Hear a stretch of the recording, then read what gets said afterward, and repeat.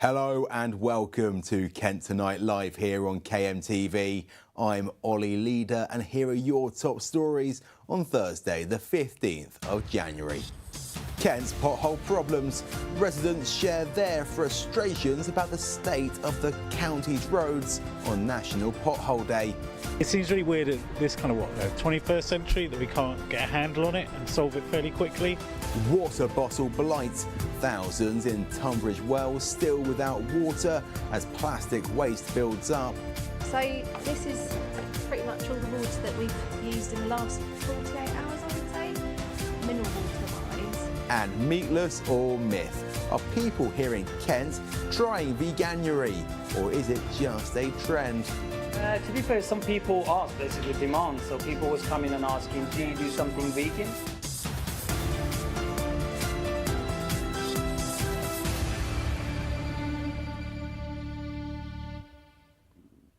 First tonight, wrecked driving test vehicles and damaged tyres. The reality for business owners and residents across Kent.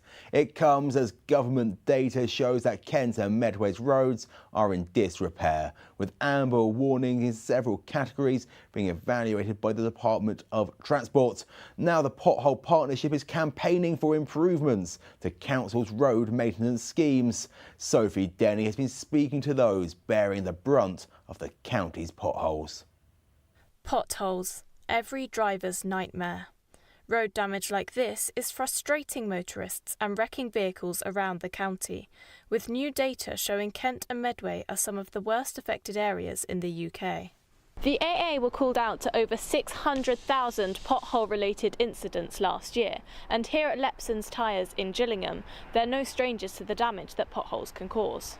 The actual alloy wheel is the main thing that usually gets damaged from pothole damage. So this one here has been damaged and it's been bent. It's got a crack in the actual wheel itself. So there is a crack.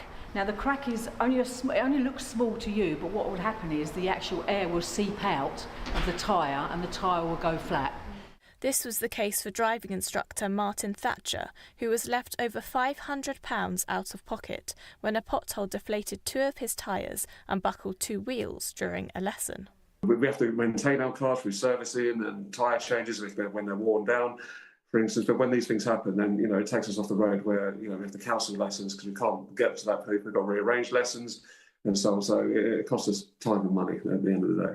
Kent County Council say they repaired 23,000 potholes between May and November last year, while Medway Council have repaired just over 8,000 since 2024. However, the Department for Transport has still given both areas an amber rating for pothole repairs in its latest assessment, which locals aren't surprised by. It seems really weird at this kind of 21st century that we can't get a handle on it and solve it fairly quickly. I don't think filling each one in works much because they just falls apart again. Chatham Hill, it looked great when they did the whole lot and it looked brilliant because it was terrible. But if you go there now after a year, it's already starting to break up. Today, on National Pothole Day, the Pothole Partnership are calling for an end to patchwork repairs in favour of more permanent solutions. So what we're saying at the partnership is that if you have a longer term planned approach, and if those actual repairs are guaranteed for 5 years, it will concentrate the mines, and in the longer term would actually save money and disruption, because every time you fill in a road, it causes congestion. A spokesperson for Medway Council said the council has significantly improved its programme of road repairs over the past year to move away from temporary individual pothole repairs to a more effective approach to longer-term patching, which improves the quality and lifespan of the road surface. They continued, where we must plug a defect to eliminate the immediate risk to the travelling public, it is still followed up with a permanent patch. Nevertheless, the call to introduce a 5-year warranty for repairs would be challenging in light of the budget available for road maintenance. Kent County Council were also contacted for comment. As the winter weather continues to batter Kent's roads, the cost for motorists continues to mount. Sophie Denny for KMTV. Well, Sophie joins me in the studio now. We heard what Medway Council had to say. What about Kent County Council? Yeah, so we've just heard from Peter Osborne, who's their Cabinet Member for Highways and Transport. He said that Kent's roads network is vast, heavily used and valued at nearly £20 billion, and so they are focused on keeping it safe and reliable. They have pointed out that most councils have been put in the amber category in this first baseline year, and so that does not reflect a failure.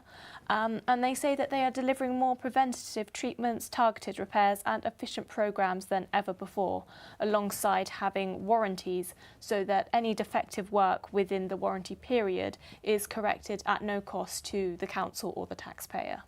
So can you take us through the figures? Because obviously people, they see potholes every day. I've hit a pothole today myself. Can you take us through some of the figures? We actually have them on screen right now. Yes, so the figures in terms of the number of potholes we saw in the package, about 23,000 were repaired by KCC last year. And for the AA, they are reporting over 600,000 pothole-related incidents last year. This figure that we can see here, the £750 million, is the current backlog that KCC have, the Kent County Council have, for road repairs. So there was a meeting of the Growth, Environment and Transport Committee on Tuesday discussing this.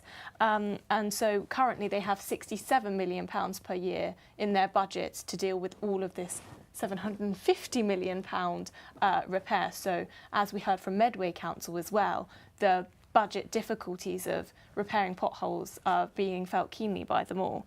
And so Councillor Tim Pratter was telling me that they would need to spend an extra £110 million a year just to keep the roads in the condition that they're in now, let alone to start making an indent on this backlog.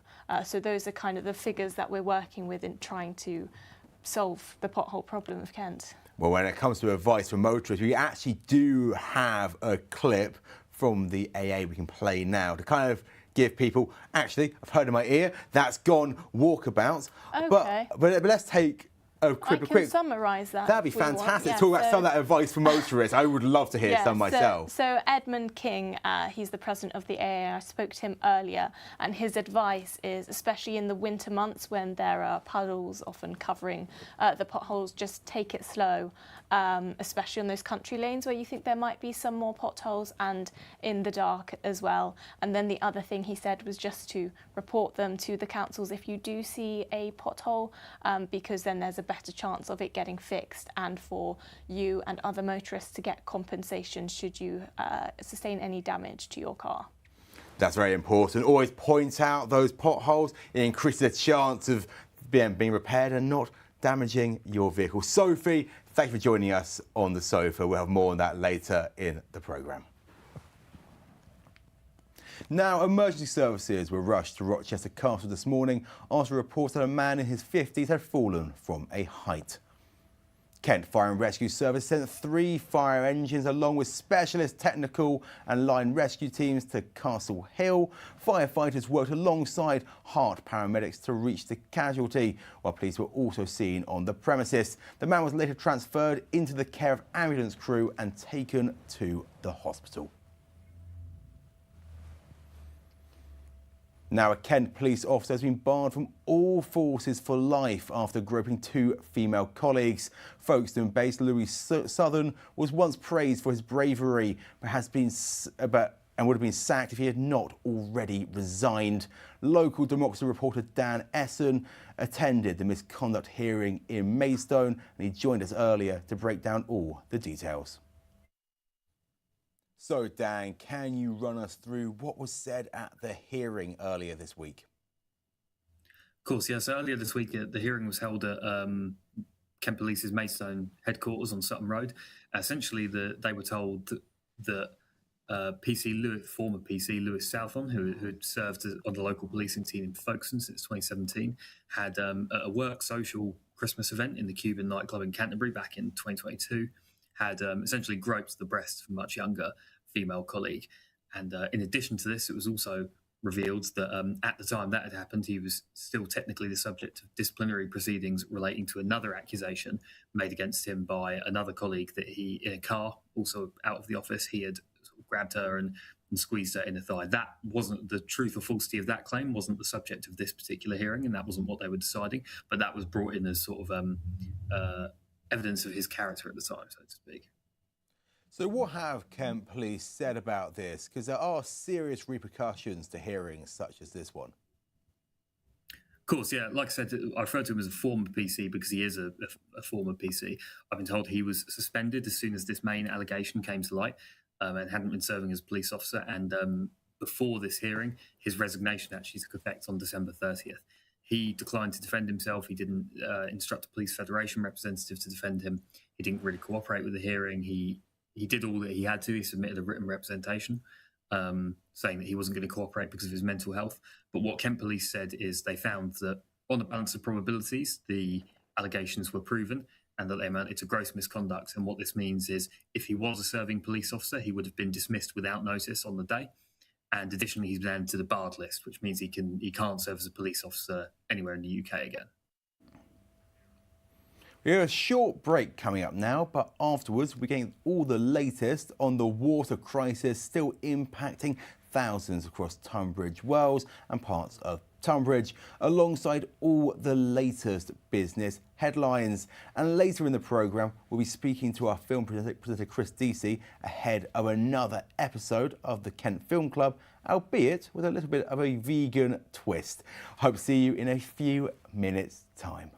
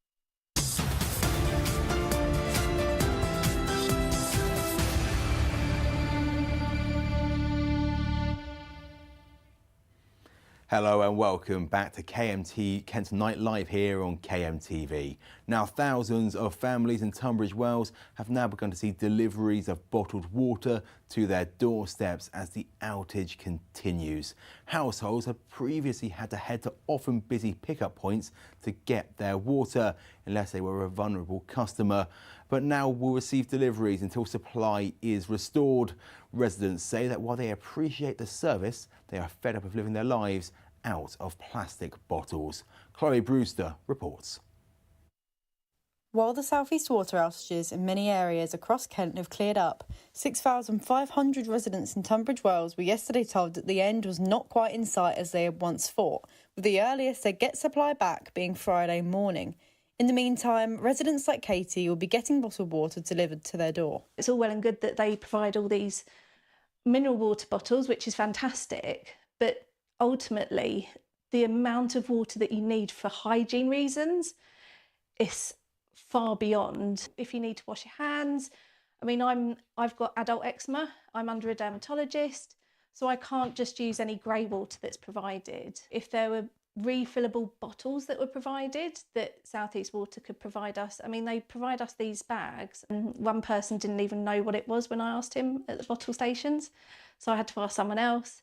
But you know, even if there was a system where people could have access, like more central access to the water, that we could go fill up ourselves, or you know, in a rational way, I think that would certainly help. While stocks run low for Katie, they're running lower for Sam Perslow from Tunbridge Wells. In this clip sent to Kent Online, a delivery driver is seen dropping off supplies to his property in the early hours. The delivery driver appears to place bottles on the doorstep, take a picture, then remove them again and go on his way.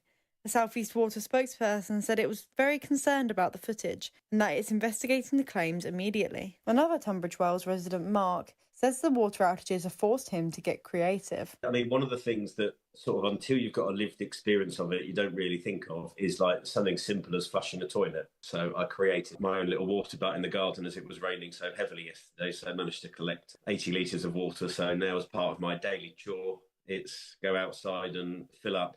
Every little thing is stressful. I spent half an hour heating up water to clean the kitchen and mop the floor a little bit this morning, but it probably shouldn't take half an hour of my life to do something as simple as wiping down and cleaning some, you know, basic hygiene. It's just unacceptable, really. Spokesperson for South East Water said the 6,500 properties in Tunbridge Wells on the boosted system currently remain without water. Despite our best efforts, the local drinking water storage tanks have not refilled at the speed required. To resolve this, we must extend the outage to allow the storage tanks to fully recover. For those who do have their deliveries, fingers crossed it won't stay a dry January for very much longer. Chloe Brewster for KMTV in Tunbridge Wells. Well, joining me now to talk more about this is Councillor Matt Borton, the leader of Tunbridge and Malling Borough Council. And my understanding, Matt, is actually fresh issues in your Borough Council area relating to power outages. That's right, Ollie. What we saw overnight was water being stopped to a number of properties in South Tunbridge that went into the hundreds, and that was caused by issues at Bloodshots Reservoir, which is in the south of Tunbridge at the top of Deacon Lees, for those who know the area. Now, that was a more localised issue, which we're very pleased has been resolved, and over the course of the day, the vast majority of properties in Tunbridge that were without water have come back into supply. Obviously, it comes in at lower pressure first, and the water can be a little bit brown, but we've been advised that that water is still safe to use, and over time, that pressure increases. And what has it been like on the ground? I know lots of people in your area, in your community, have been struggling with this. Can you break down what the response has been like from your perspective as a council leader? Yeah, so we have an emergency planning function, and we feed into that along with all of the other affected councils, including Kent County Council, and we've worked very hard to assist South East Water where we can.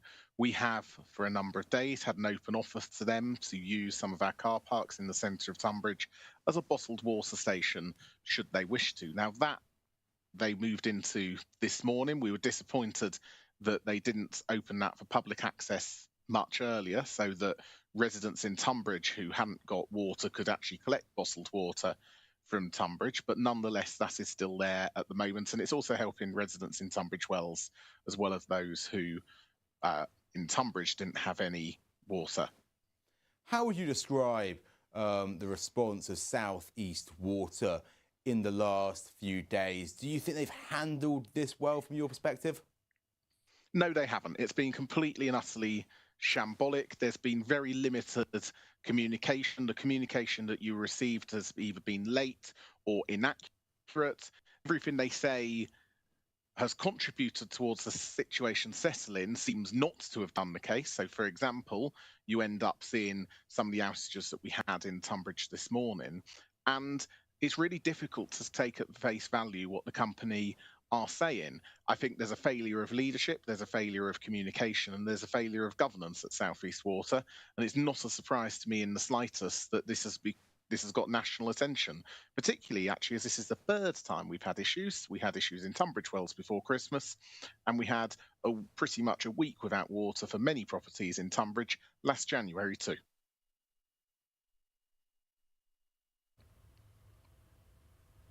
Well, if you've been impacted, please do get in touch. But don't forget, you can keep up to date with all your latest stories across Kent by logging on to our website. That's kmtv.co.uk. There you'll find all our reports, including this one about council tax increases in the county. The Reform UK leadership crunching the numbers on their first Kent County Council budget since taking over the authority last May. And with it a 3.99% increase in council tax, lower than the nearly 5% maximum increase that many expected was inevitable. What it means for the people out there, it means we have basically reduced the amount of council tax that we could have put it up to by 20%. Now that is a direct benefit to every single council taxpayer in Kent. We've got one of the highest tax rates around the world. I mean, that's a fact when you look at what nationally is happening. So if we can give a little bit back to the residents of Kent, that's what we're going to do. But opposition groups are now concerned that the council will either have to delve into their reserves or aim for unrealistic savings to make up the difference. I'm horrified by the short-termism of it, basically. The fact that we're going to go to reserves in order to fund this, it's a really dangerous message to be sending to government that you don't need to increase your council tax by the maximum, where almost all other councils are doing exactly that. And that's what we as Liberal Democrats really fear, is to get this triple whammy of a broken promise, a raid on the reserves and cuts to vital services. £16 million is being taken from reserves to deliver a balanced budget, alongside £9 million from capital receipts, which come from selling assets like buildings. But the leadership says none of this is to do with their lower than predicted council tax. We knew that to reduce the raise of council tax by 1%, which is what we've done, as in 4.99 to 3.99, we would have to find £10 million worth of savings. So we did. In fact, we found more. We've got £14 million overall in savings that we've identified just in 8 months since taking control. Pete, we're not directly taking money from reserves to fund this council tax decrease, increase, if you know what I mean. This draft budget will be voted on in February at full council. But questions are still circulating here at Sessions House about how sustainable this budget really is for people living in Kent. Ollie Leader at County Hall. Now, it's been a wet, windy day, but is that the case for the rest of the week? Let's find out, shall we?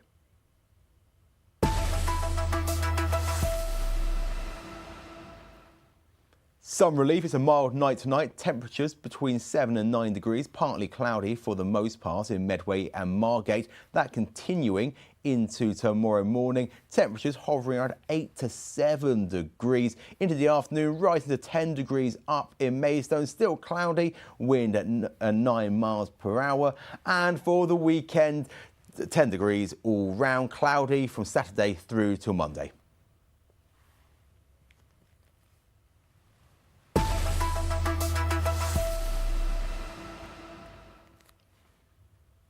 Now, a new Indian restaurant has opened in the heart of Maidstone, with drummers welcoming guests on its opening night.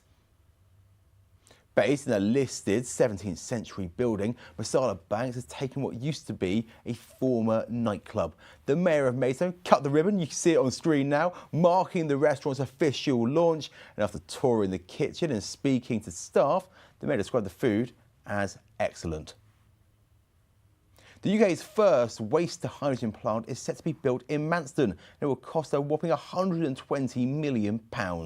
If given the go-ahead, it will be the first facility of its kind in the UK to convert household and commercial waste into clean hydrogen. Hydrogen Transition Energy, who are behind the plant, have announced a consultation will take place ahead of their planning application. The companies say that more than 100 jobs would be created on the 13-acre site, alongside field trip opportunities for schools. Managing Director Michael Engstead says it's time to rethink how we manage waste and prioritise sustainable circular solutions. Now it's time for a short break. Afterwards, we explore Kent's pothole problem. Is it really as big as it seems, and who does it affect? We've been speaking to business owners and the public about their experiences. And later in the programme, Veganuary. What's it all about? See you in a few minutes' time.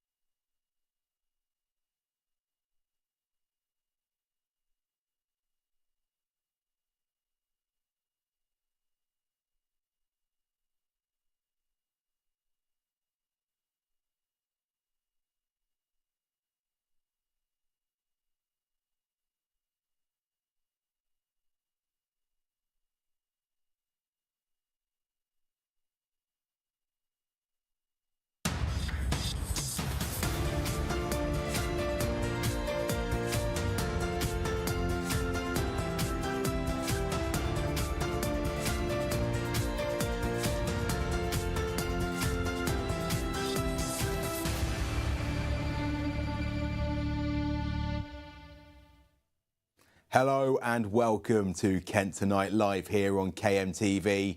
I'm Ollie Leader and here are your top stories on Thursday the 15th of January. Kent's pothole problems.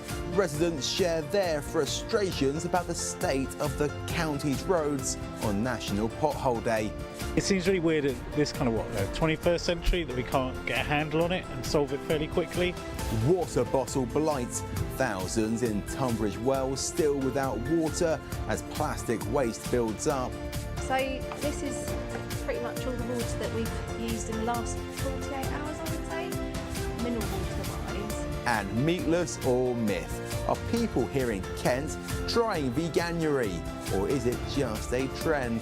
To be fair, some people ask, this is a demand, so people was coming and asking, do you do something vegan?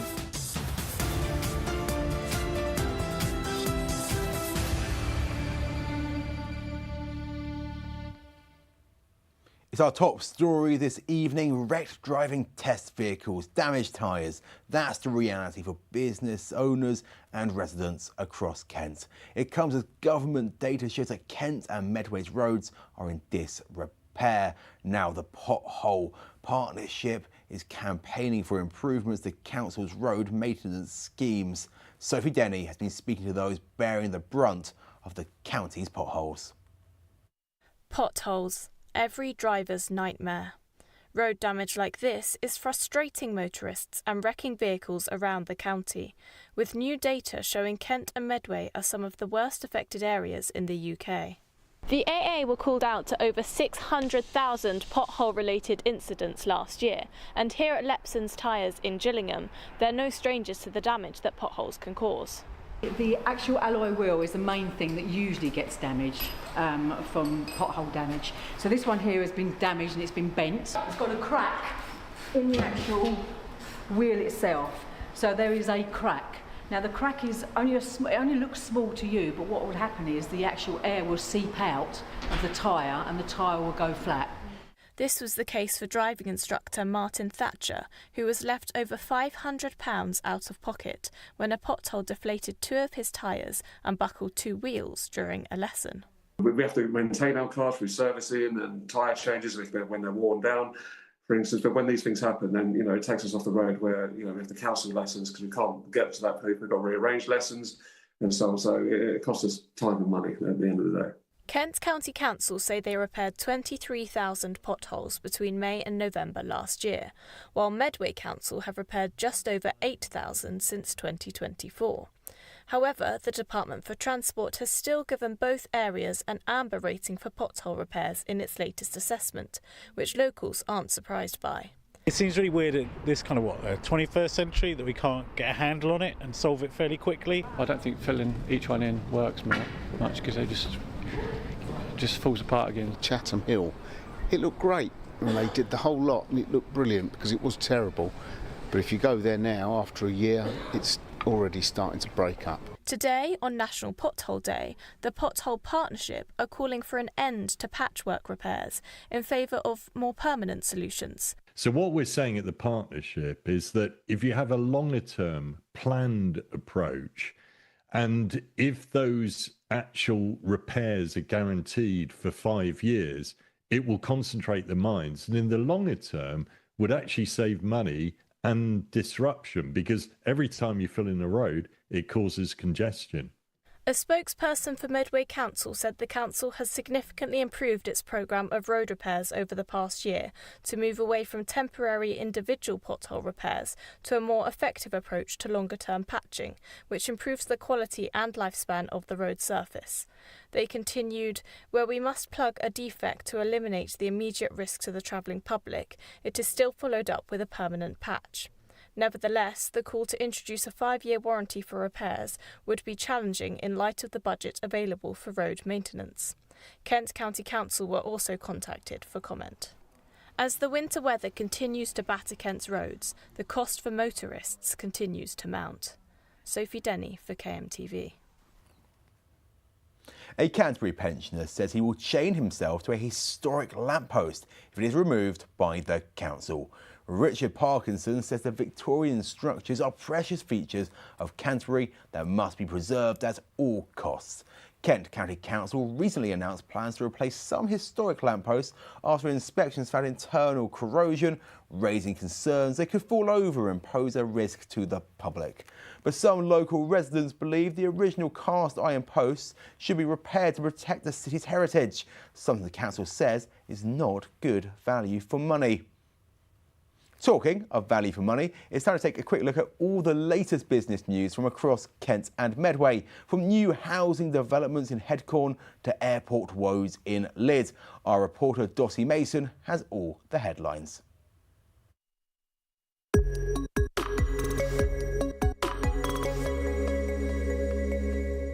Firstly, Medway Council has sold the award-winning Gillingham Business Park for nearly £7 million to Zurich Assurance, previously the head tenants of the site. The business park, which was built in the late 1980s, was used for a mix of retail, office and leisure industries. Not only is it home to major chains such as Aldi and Poundland, but Medway Community Healthcare headquarters are also located on the site. The sale was made in hopes of boosting revenue to meet the council's budget shortfall of £10 million this year. And next, plans for a retirement village in Sutton Valence, along with hundreds of houses, are among the latest bids submitted to Maidstone Council. Permission is sought for 25 retirement bungalows south of Orchard End, of which 20% would be affordable, according to applicant Wealden Land. Meanwhile, in Headcorn, a further 263 homes have been proposed off Lenham Road, with 40% of the properties being classed as affordable. Land promoter Gladman says this land could accommodate sports facilities and car parking. Lydd Airport, formerly known as London Ashford Airport, has now built up accumulated losses of more than £30 million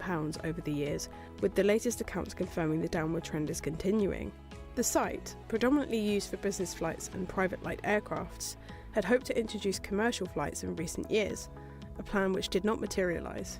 Fahad Mohammed Salah Al Athol had owned Lydd Airport Limited for 24 years, before passing control to his 3 sons in June 2025. However, the future of Lydd remains uncertain, with quiet changes taking place behind the scenes, including the appointment of new Chief Executive Samantha O'Dwyer. And lastly, Whitstable-based retailer Mattress Next Day is expecting strong financial performance in the coming year.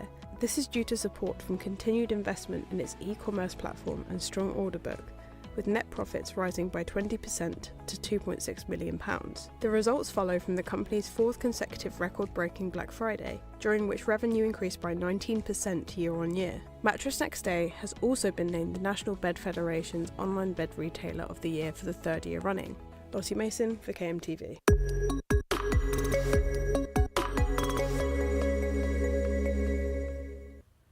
And there are plenty of business stories on our website, kmtv.co.uk.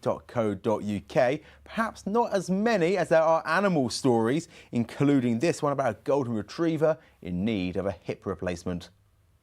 From suffering to Sevenoaks, Barney the golden retriever is one of 6 dogs to make the 2,000-mile journey from Turkey to the UK just before Christmas.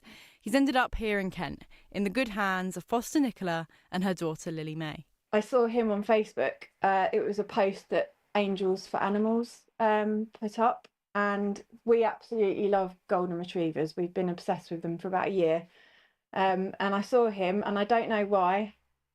They asked for a medical foster, and I thought I could do this because of my experience. So I applied, and I had a video call with the charity, and a couple of weeks later, here he is. We think that at some point he was owned in Turkey, so he comes from Turkey, and that he was born with hip dysplasia, and it looks like from his x-rays that he has been probably hit by a car. He's also got one of his canine teeth is snapped off as well.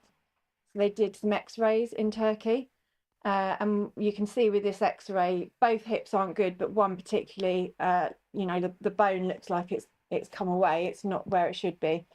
In order to live a life without pain, Barney needs a double hip replacement, a surgery costing £10,000. Hopefully, we can get it done as soon as possible, because he is clearly in pain. And I think if you see his x-rays, you'd know that he's going to be in pain with those sorts of injuries. Seeing like a little one like that in so much pain, and knowing that he should have all this energy and he should be able to run around and go on long walks, it's so heartbreaking.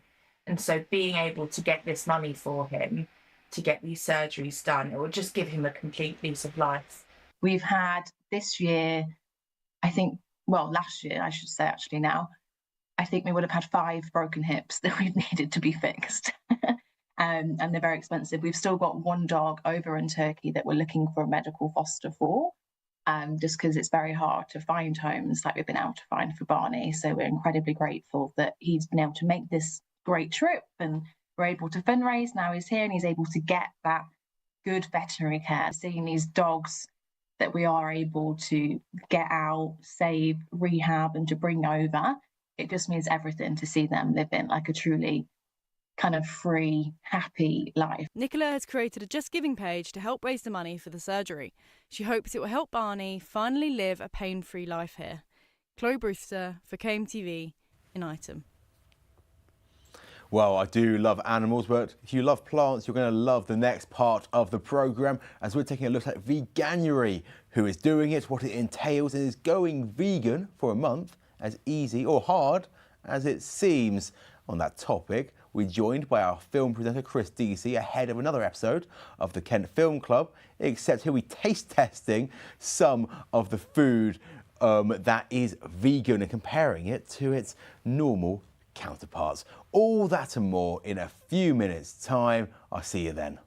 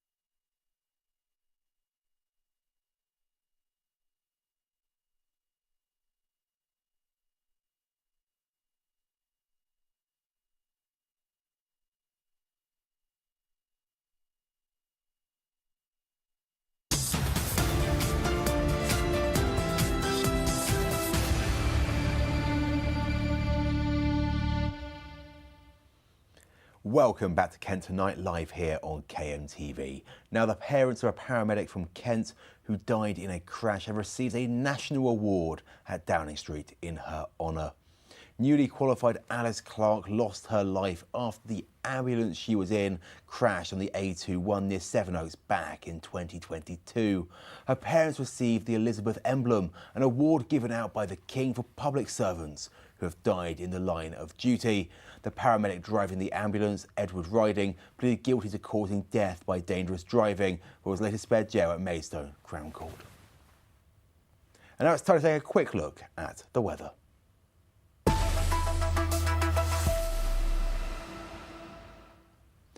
A mild night tonight, temperatures hovering between 7 and 9 degrees, partly cloudy for the most part in Medway and Margate.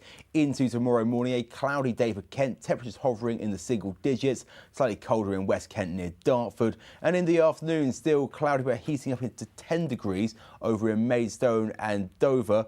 And your outlook for the rest of the week with no rain in sight, clouds up until Monday, 10 degrees throughout as well.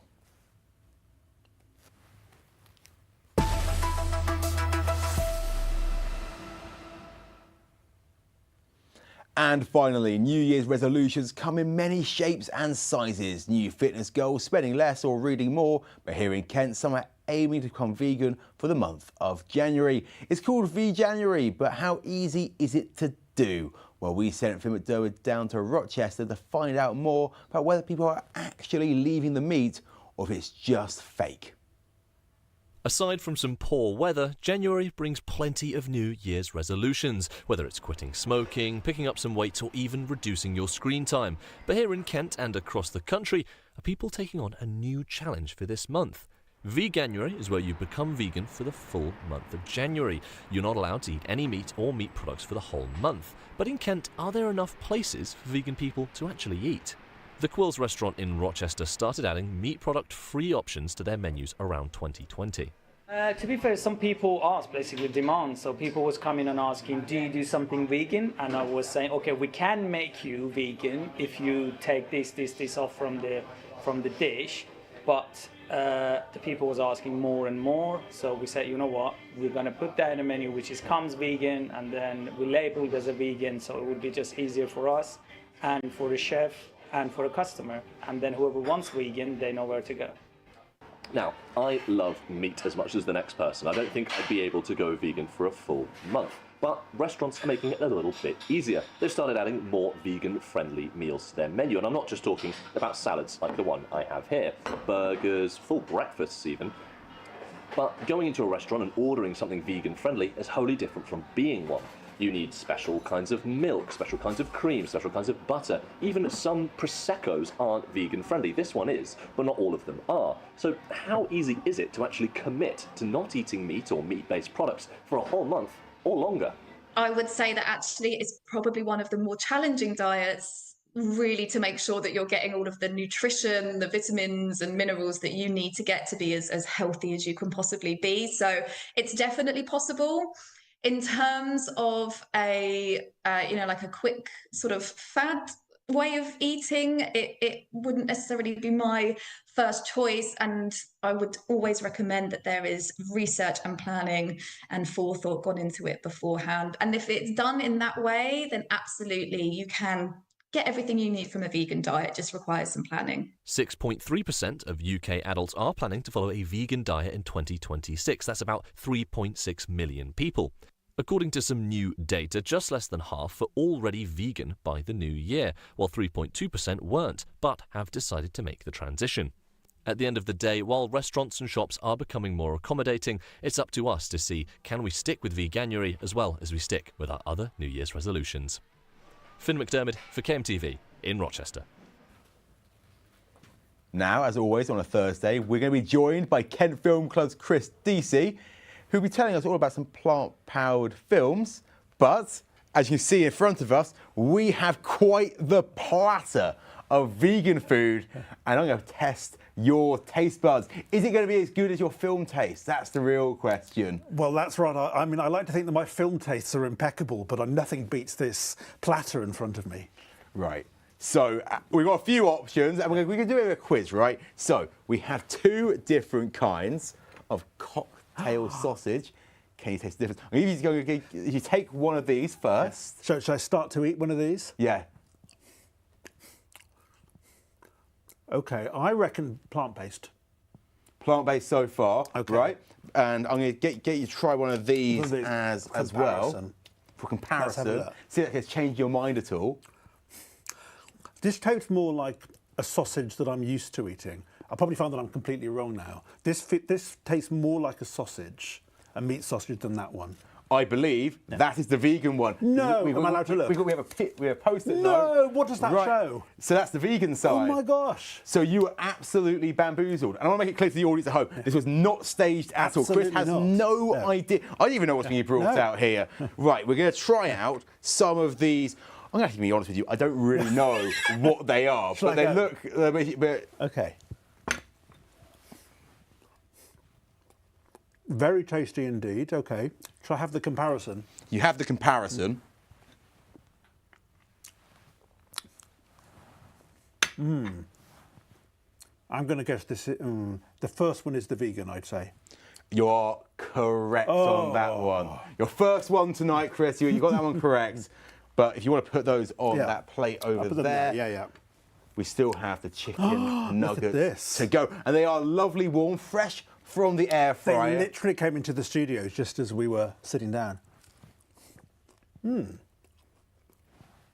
Well, whatever it is, it tastes glorious. Shall I compare it with this? Absolutely. That's the name of the game here. Okay, I'm going to guess the first one is the vegan. Well, let's find out, shall we? Moment of truth? No, that's the vegan right there. What does that show? I think it shows how far vegan food has come. I remember having burgers from restaurants with a vegan cheese that sticks to the roof of your mouth. It shows that we can even be bamboozled ourselves nowadays. It shows that if you want to go vegan, perhaps it's not quite as difficult as it once was. And to be fair, those chicken nuggets over there, they look a bit crispier than the usual one. It's like being out and having non-alcoholic beer, and sometimes you feel, because you're drinking beer, you're thinking, and you're around people who are having alcohol, you're thinking, oh, well, I feel I'm in that same sort of mindset. I never thought I'd feel the same way about food, but it tastes beautiful, gorgeous, both of the vegan and the meat. And we have 2 of the things that Finn had from the restaurant. He brought us some back with him. He's very kind like that, our Finn. And, I mean, you just look at it, can't you? I mean, that's a delicious salad. That bao bun looks particularly great as well. But if you are into plant-based food, what sort of plant-based movies could we be watching as well? Well, I was thinking we've got Wallace and Gromit on the screen behind us here. Chicken Run as well. I mean, animated films. I was thinking about this earlier. Ratatouille as well, The Rat in the Kitchen, like the UB40 song. But they're all films. Babe as well, perhaps the most obvious one, The Talking Pig from 1995. Films about animals and farmyards, where the animals have anthropomorphic tendencies. They speak as humans. And of course, they're often saved literally from being, the turkey or the pig roast for Christmas.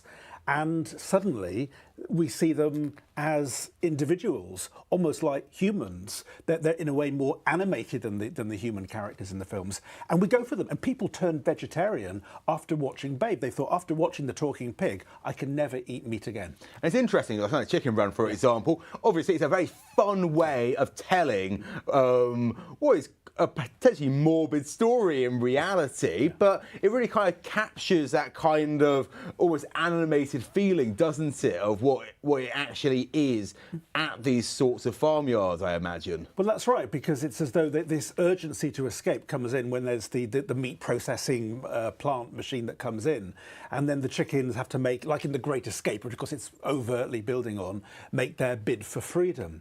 But I think anybody watching that might be inclined to think, well, hang on, we're talking about animals here. How can we enjoy these films and laugh at them while happily go and eat the meat of the animals that we've just been feeling are perhaps very different from ourselves? It all goes back to George Orwell and Animal Farm, and that idea that humans and animals actually have perhaps more in common than they do that sets them apart. Having sampled some of this and discussed some of these plant-based movies, Are you potentially going to be won over to the vegetarian lifestyle, do you imagine? Do you know, the fact that I genuinely couldn't tell the difference between the two, if I'm in a restaurant and I see a vegan offering, sometimes I think, well, I'm not really a vegetarian or I'm not vegan, so therefore I won't go for that option. There was a time when often in a restaurant they'd say, you know, if you're not vegan, well, don't take the vegan food because the vegan eaters won't be able to consume it. But actually now, I mean, what a wonderful platter, such a variety of cuisine. And my other ask before we go is Kent Film Club again this evening. Talk us through what we can expect later on. Well, we've got Chris Solomon, who is an outstanding guest who's chosen films like Lost in Translation, also Being There, films which are very familiar to many of us, but deal with that question of being the outsider. Mississippi Burning as well, often with directors, say, who are British, Sam Mendes and American Beauty as well, who are filming in different locations outside their comfort zone and suggesting what happens in those liminal spaces. It's always really fascinating. And just before we go, any recommendations at the movies? Song Sun Blue, I've seen it 3 times. I saw it with both of my daughters separately, and they looked at me and said, "Daddy, you're crying." And it's the Neil Diamond story through a Neil Diamond tribute act, and really moving, and the way that music